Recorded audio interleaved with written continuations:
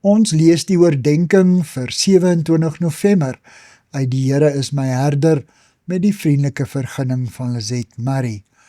Die opskrif by vandag se oordenking is Waarmaker van die woord.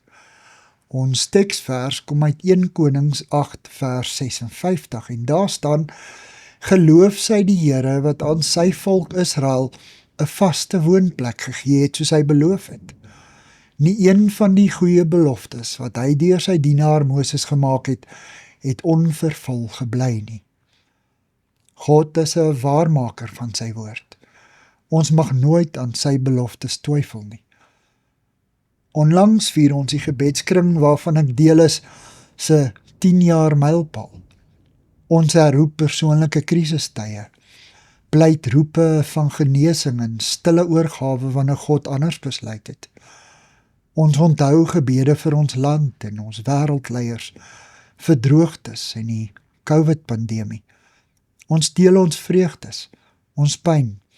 Ons besef God se almag teenoor ons nietigheid. Ons vertel vir mekaar hoe ons elke keer in ons onmag op sy beloftes beroep het. En een van die groep sluit af: Vader, ek sê dankie vir die verhoring van elke gebed wat ons in hierdie 10 jaar na U opgestuur het. Dankie dat U elke gebed beantwoord het, dikwels op ongewone maniere. Dankie dat ons by terugskoue kan sien dat U antwoord elke keer in lyn met U groot plan vir ons is.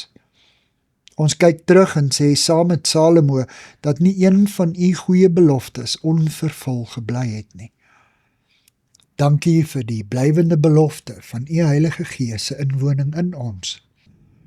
In L.B. Kelman se dagboek Strome in die Dorsland skryf sy dat elke belofte van God op 4 pilare is. Sy regverdigheid en heiligheid wat verseker dat hy ons nie bedrieg nie. En sy genade of goedheid wat nie sal toelaat dat hy vergeet nie. Ook sy waarheid wat hom in staat stel om alles uit te voer wat hy beloof het. Dankie dat U 'n waarmaker van U woord is, Here. Amen. Dankie vir die saamkuier. Ek deel Lizet se kontak en webblad besonderhede in die inligtingsparagraaf van hierdie voorlesing. Daar is ook skakels na voorlesings van Lizet se ander publikasies wat op hierdie platform beskikbaar is.